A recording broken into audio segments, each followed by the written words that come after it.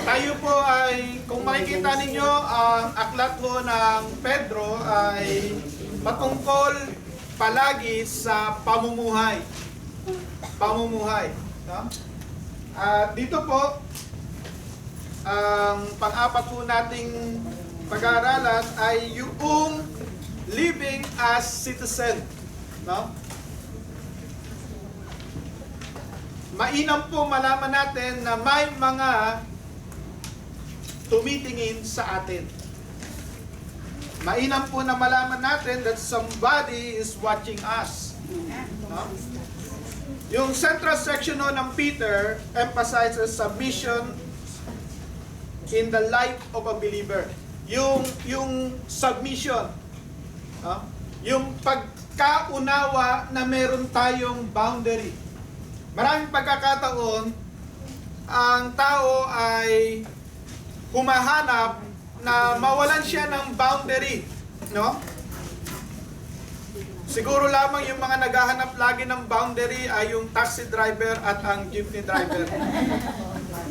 At ayaw natin ng boundary. Pero alam nyo ho, ang boundary ho ay God-given yan. Yeah. No? Dahil may boundary, alam natin ang ating property. Alam natin ang hanggang saan tayo. Dahil may boundary, alam natin kung hanggang saan po pwede ang pagkilos.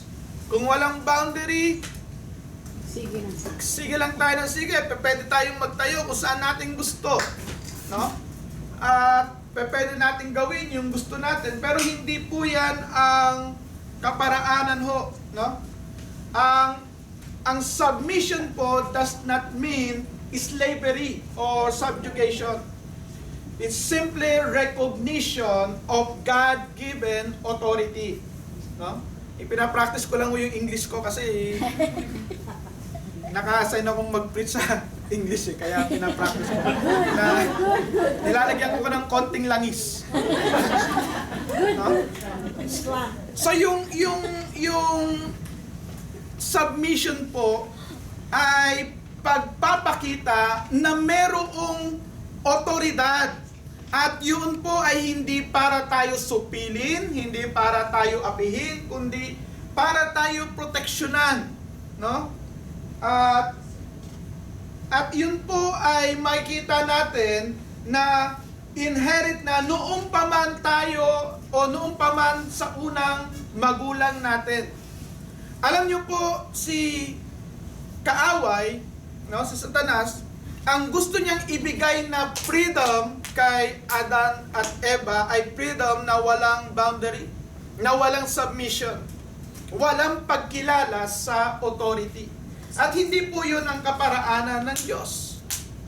Ang gusto niya ay para kayong maging Diyos, no? Alam niyo po, yung prodigal son, nakakuha po siya ng tunay na freedom when he yielded his will to his father. May gumano na yung English ko.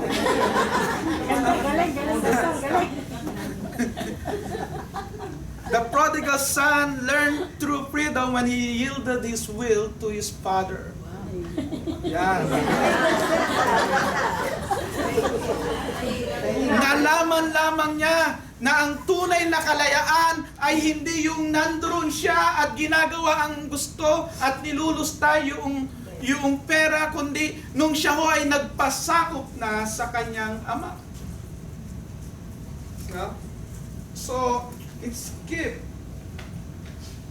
At dito ho, may kita ho natin yung mga excellent motives why we should submit to authority. Gumagaling na. First and foremost, ang sabi ron, ay ba?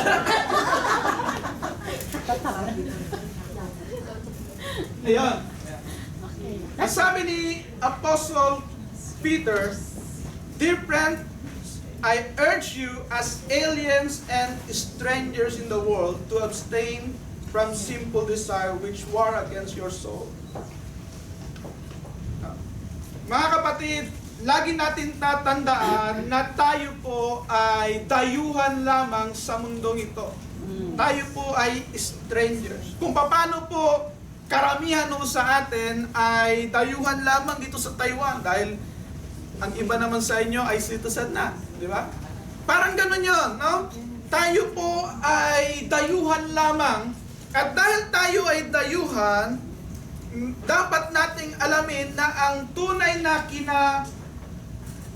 kinabibilangan natin ay doon sa kaharian ng Ama. At ang sabi ng Panginoon, "My kingdom is not of this world." Yung kanyang kaharian ay hindi ho sa mundong ito. No? At as pilgrim and strangers, we might not think that we have any responsibilities toward other people, no? At maaaring isipin natin, ako naman ay dayuhan lamang dito, wala akong responsibilidad sa mga taong nakapalibot sa akin. Pero hindi ho ganon, di ba? Kahit tayo rito, tayo po ay dayuhan dito sa Taiwan. Hindi ho ibig sabihin na dahil tayo ay dayuhan, pwede na tayong tumawid kahit saan, sumakay kahit saan, at bumaba kahit pagka gusto natin. Pag hindi tayo po pwede na, "Mama, para dyan sa kanto." Hindi na po pwede yun, di ba? Bakit ho? Kasi tayo ay strangers at sumasailalim tayo. No? At yun po ay magandang halimbawa at kaya nga ho, sa tingin ko, mas madali ninyong matanggap ang katuruan na ito. No? Tayo po ay resident aliens dito ho sa mundo. Yeah? Meron tayong ARC. We are aliens and strangers.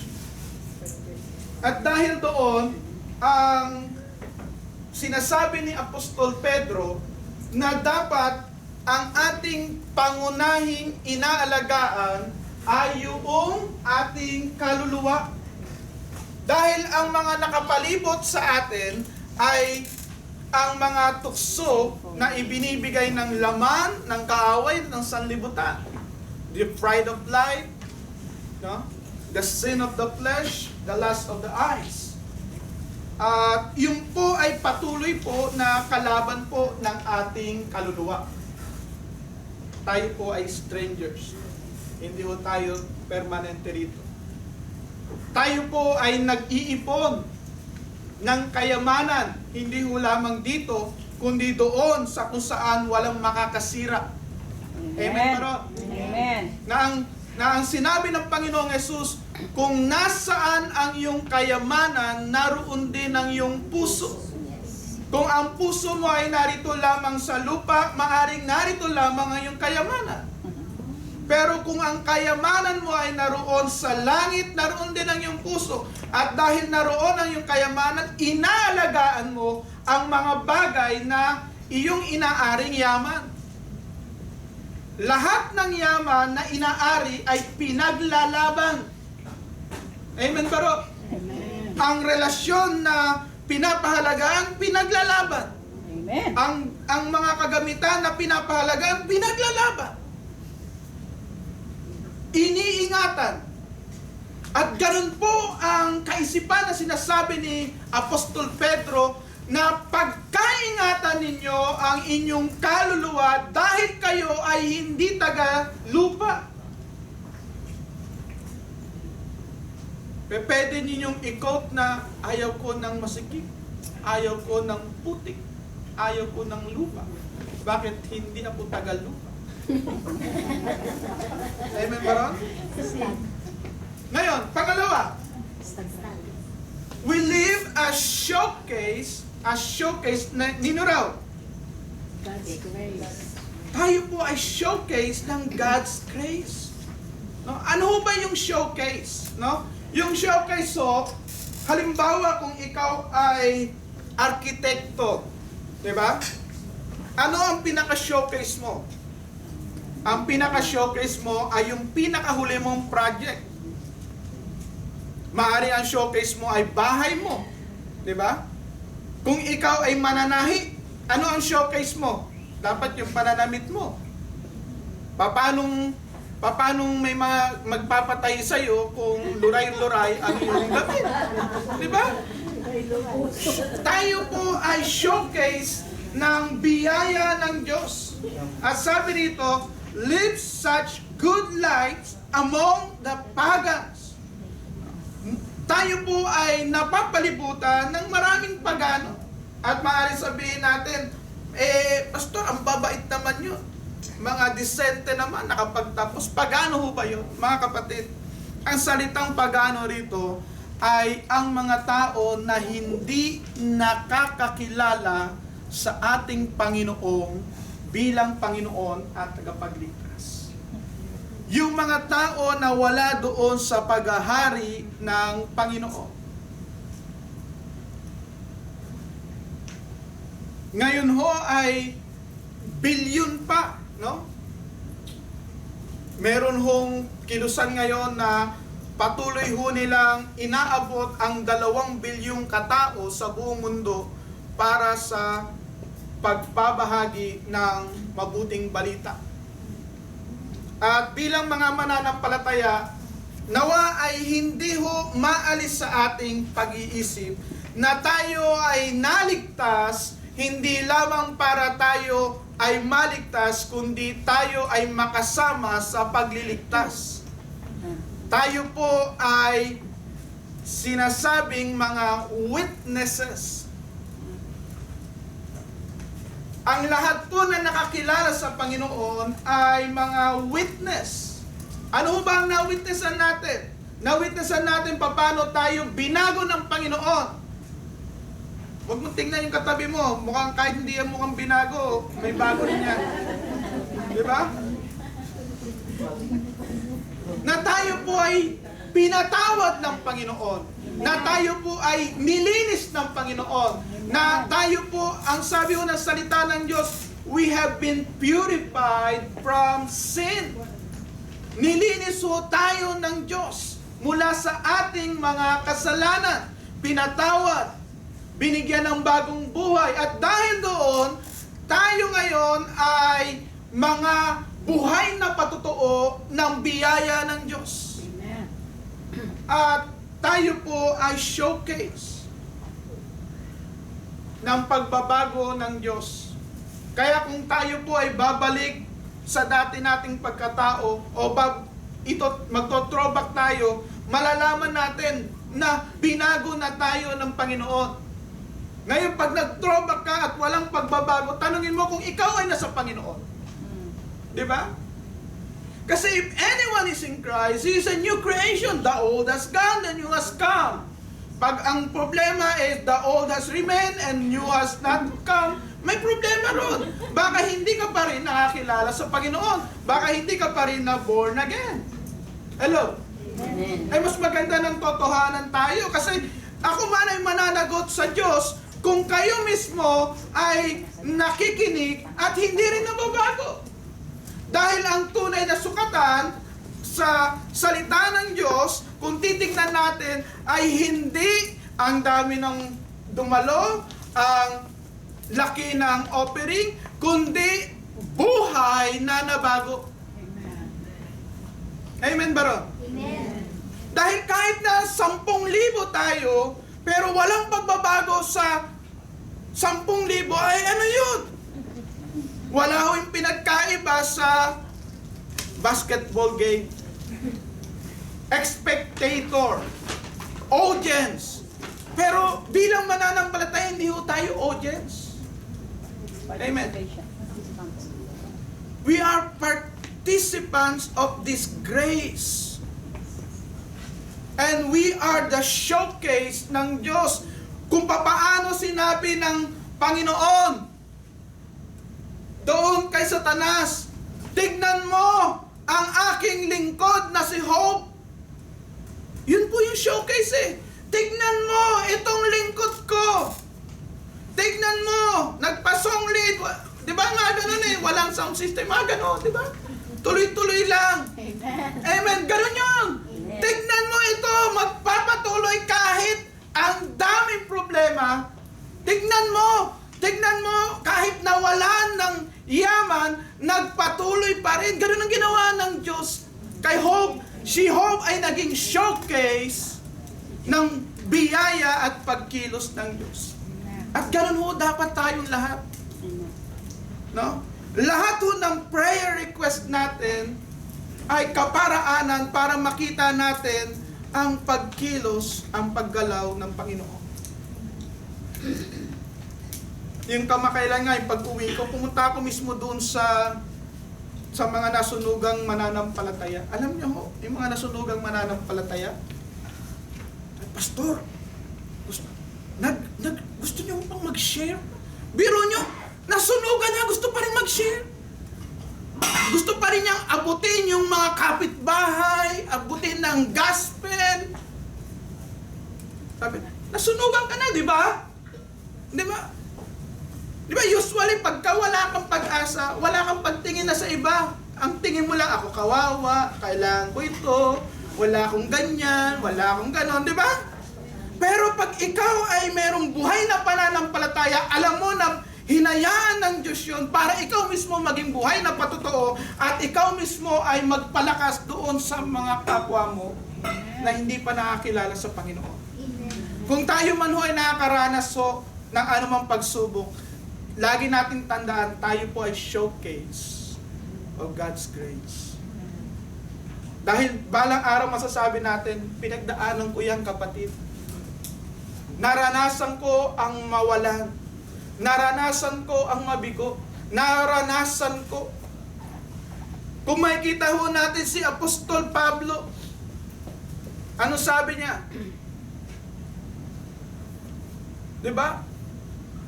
Ilang beses silang nasiraan, ilang beses silang nawala ng lakas ng loob, pero nagpatuloy sila.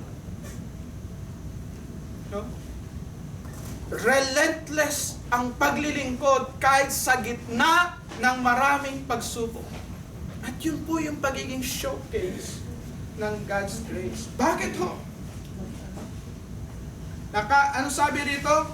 Live such good lives among the pagans that though they accuse you of doing wrong, they may see your good deeds and glorify God on the day He visits us.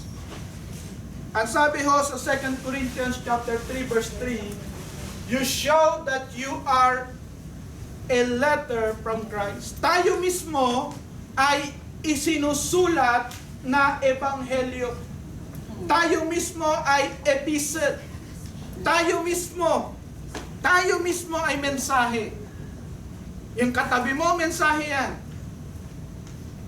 Amen ba ro? Amen. Eh, Pastor, hindi pa ito perfecto. Yun nga yun eh. Yun nga yun. Na hindi tayo perfecto, pero nagpapatuloy tayo at unti-unting binabago tayo ng Diyos. Amen. At dahil doon, nakaka-relate tayo doon sa mga tao na nag-struggle. Nakaka-relate tayo doon sa mga tao na mayroong pinagdadaanan, may mga kahinaan. Nauunawaan natin na tayo man mismo ay nagkakamali, tayo man mismo ay nanghihina, tayo man mismo ay nagkakasala. Pero nararanasan natin yung biyaya ng Diyos. Amen.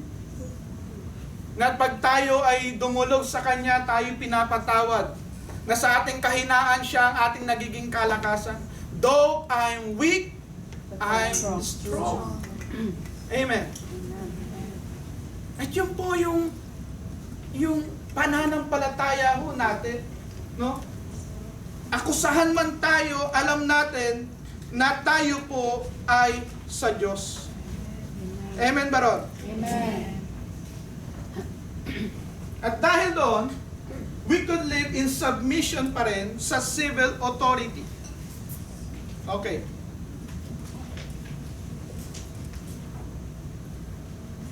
Tingnan ho natin dito. Submit yourself for the Lord's sake to every authority instituted among men. I-submit daw natin yung ating sarili saan? Sa authority. Bakit ho? Dahil walang authority that exists na hindi rin naman ang Diyos ang nag-establish. Walang authority. Malinaw ho rito. The authorities that exist have been established by God. Sino ang nag-establish ng authority? God. Sino ang nag-establish ng civil government? God. No? Maging ang Panginoong Jesus, nung siya po ay narito sa lupa, siya po ay nag-submit sa authority. Kaya nga ho, nung inaresto siya, nagpa-aresto siya. Amen. Inakusahan siya, pero ang pinakamahalaga ho, alam niya kung ano ang kanyang panawagan. Alam niyo po yung salitang governor, or to governors who are sent by him to punish those who do wrong.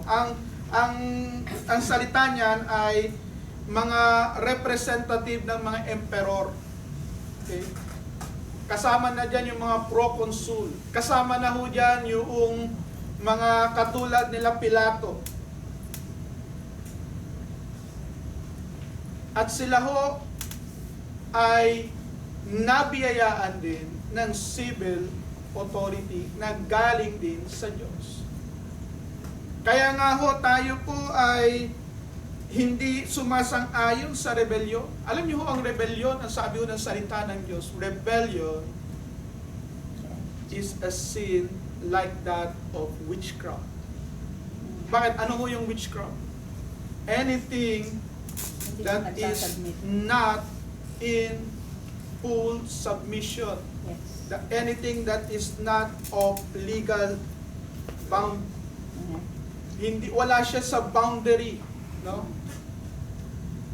Hindi ho yung nakikita natin na sa sinihan na may hawak ng manika, ginagano. Hindi ho yun. Yung witchcraft po ay naroon ho yung subversion, no? Yung paggamit ng outside forces doon sa allowed forces lamang. Okay. So mga kapatid, let us live in submission. At habang tayo narito sa Taiwan, ang sumasakop sa atin ay ang gobyerno ng Taiwan. Eh kailan lamang tayo po pwedeng hindi sumang-ayon sa batas ng isang bansa? Pag ang batas ay sumasalungat na sa batas ng Panginoon, doon, halimbawa, yung pinagbawal na ang mga apostol na mangaral, di ba?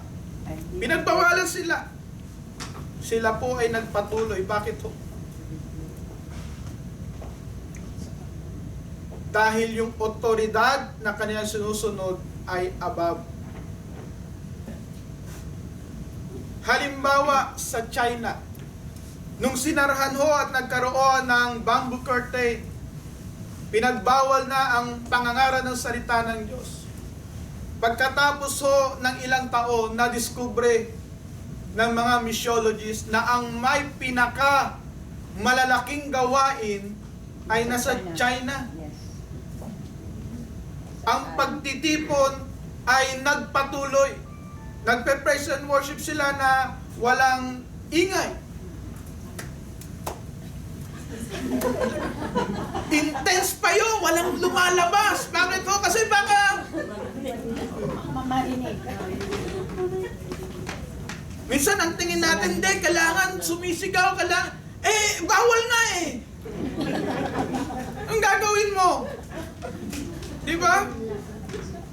Kaya yung pagpumalakpak hindi nagtatama, pero nandaroon. Kumakanta, hindi lumalabas ang boses, pero naroon yung puso. Amen. Amen, baro.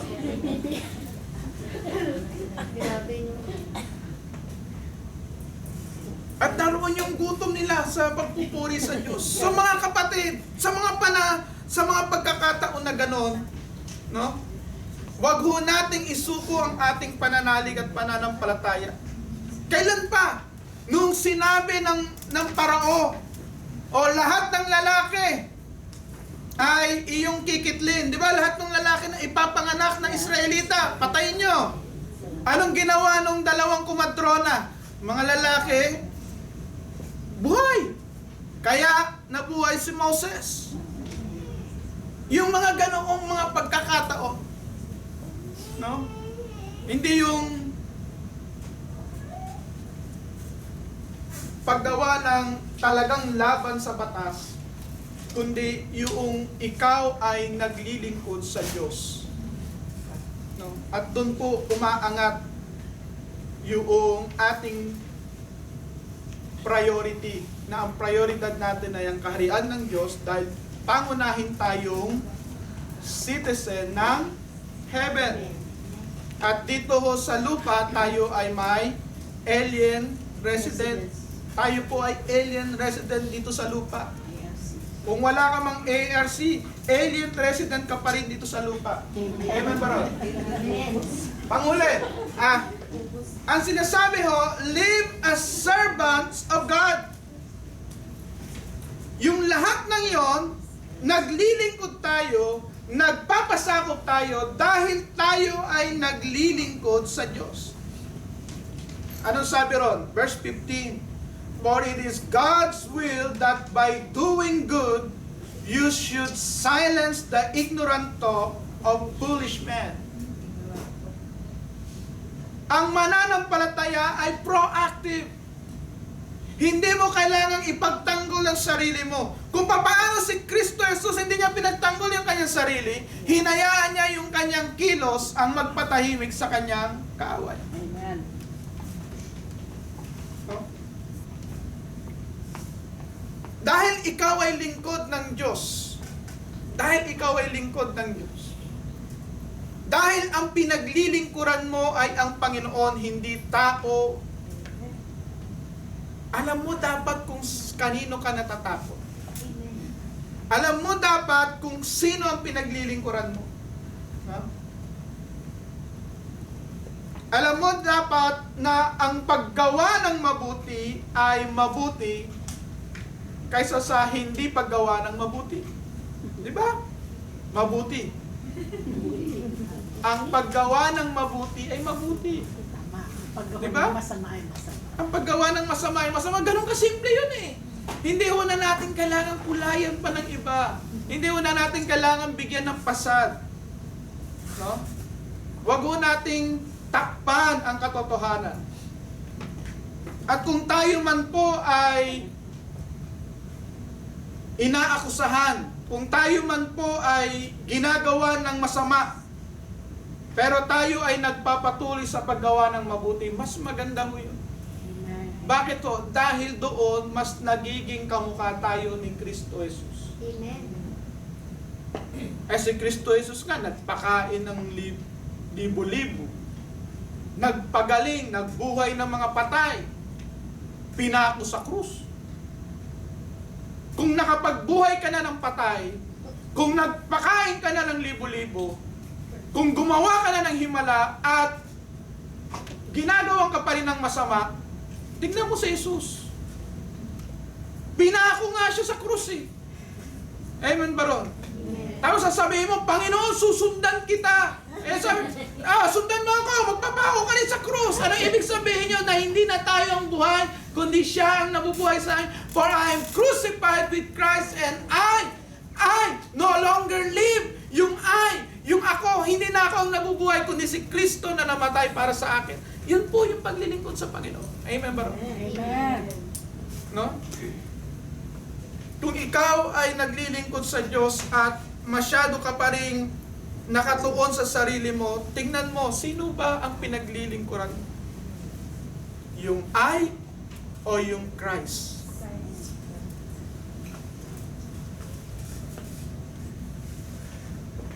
Live as free men, but do not use your freedom as cover up for evil. Live as servants of God. Alam niyo ho, maraming tao na magagaling. Yung iba nga, ginagamit yung freedom. Ngayon nga, ang ginagamit ay yung love. Yung love. Alam niyo ba yung love na napakaganda, napakabanal na salita? Ngayon, yun pong ginagamit. Para ano? Para Nakahuli. gawing cover up doon sa kasalanan. Mahal ko naman siya. Di ba? Eh, yung mga ganon, di ba? Sasabi na, love wins. Love wins. Mahal ko tong brother ko eh. Kaya nga magpapakasal na kami. Kamakailan lang yung isang Baptist church sa Amerika hired a lesbian couple. Bakit? Love wins. No? Hindi ho natin po pwedeng itago ang kasalanan sa mga terminology. Eh, freedom naman eh. Walang boundaries. Eh, mahal ko. Siya. Mahal ko silang lahat. Di ba? Hello? Hindi mo pa pwedeng gamitin yun. No? Do not let your freedom be a license to sin. Ay, pwede naman, pastor, inumin ng lahat. Wala nang pinagbawal. Si Timothy nga, pinainom ng alak dahil may sakit sa tiyan. Ay, di lumaklak ka kahit ano. Dinner. Yan, wala namang bawal dinner, di ba? Muriatic acid. Hindi kasi ganun eh. Ang sinasabi lang, wag ho nating gamitin yung freedom natin para maging lisensya sa pagkasira ng ating relasyon sa Diyos. Amen. Amen. No? Wag ho nating gamitin lisensya yun. Lagi nating tatanungin, pag ginawa ko ba ito, mag-glorify ba ang Panginoon? Sino ang itinataas?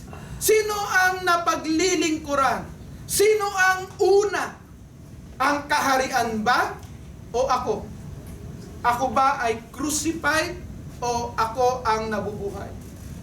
I have been crucified with Christ and I no longer live. The life I live in the body, I live by faith. Kanino? Sa Kanya na namatay para sa akin. Namumuhay tayo para kay Jesus. Amen ba ron? Amen. Panghuli, ang sabi ho ron, as citizen of heaven, as alien resident here on earth, tayong mga believer, we should live to support one another.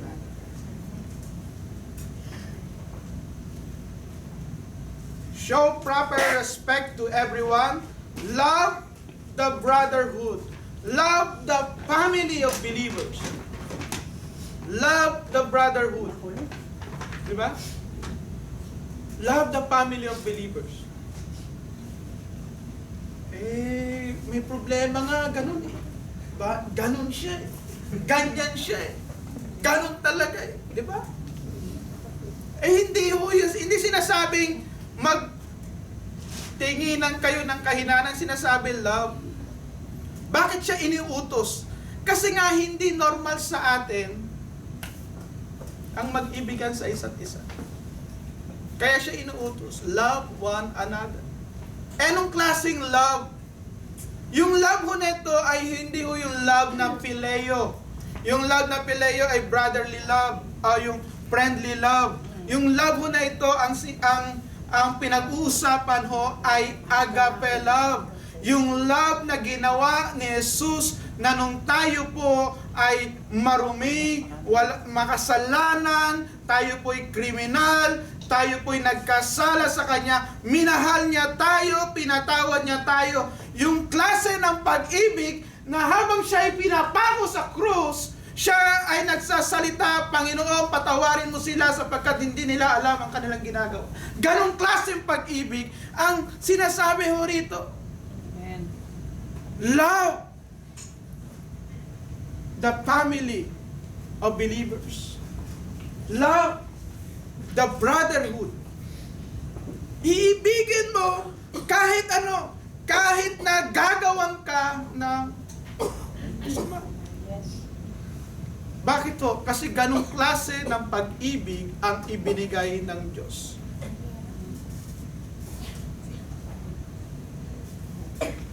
Kung tayo po ay hindi pa natin nakita na talaga tayong walang kapangyarihan at walang kakayanaan para iligtas ang sarili natin, na tayo ay naligtas dahil sa biyaya ng Panginoon, na tayo ay naligtas hindi dahil sa ating mabubuting gawa, kundi dahil sa ating pananalig sa Kanya.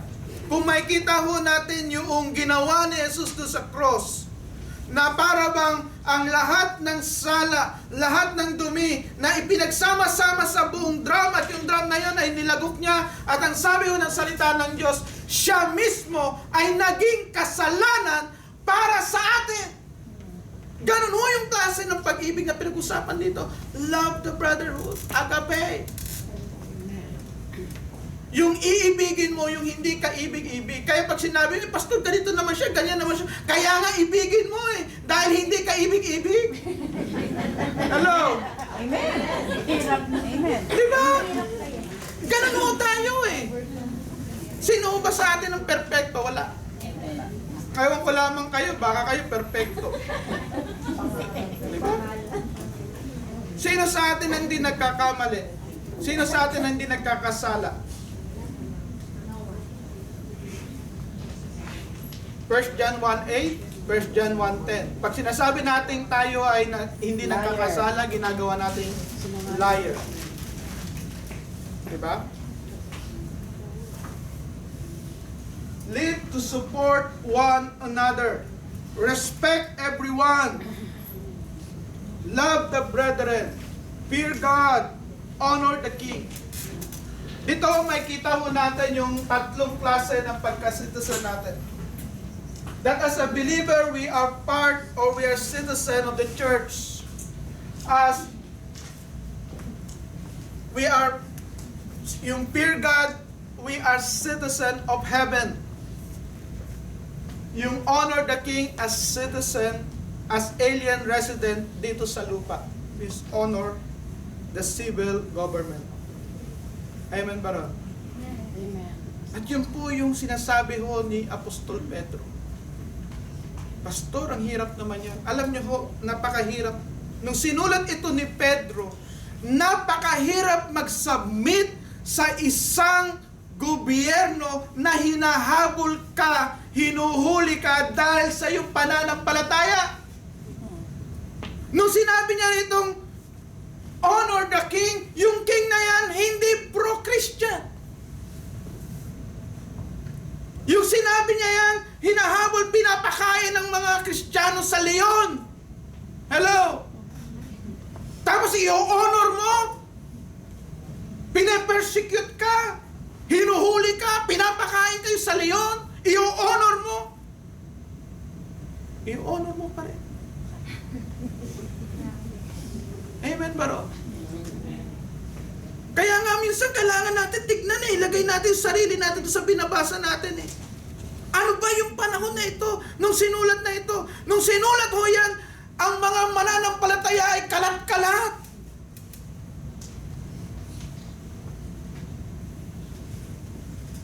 Dahil pag bumalik sila sa Jerusalem, pinapatay sila, binabato sila. Punta sila sa ibang lugar, ganun din. Nung panahon na ito, wala akong boses ang mga Kristiyano.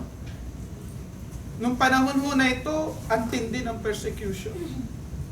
Pero hindi sinabing mag-aklas kayo, lumabang kayo. Still, support one another. Still, fear God. Pasakop kayo sa hari. Amen ba ron? At nawa ho mga kapatid, maging totoo ho ito sa atin. No? Hindi ho tayo taga rito. Dayuhan lamang tayo. At dahil sa katotohanan na yon, alam nila na kahit ipalapa sila sa leon, sunugin sila, alam nila na ang tunay nilang kalalagayan, ang tunay nilang tahanan ay ang kalangitan. At nawa ho, naroon ho yung pag-asa natin na buhay. Na yung ating pag-asa ay hindi ho narito sa lupa, kundi naroon sa parating na kaharian ng Diyos. Tayo po'y tumayo at tayo po'y manalangin.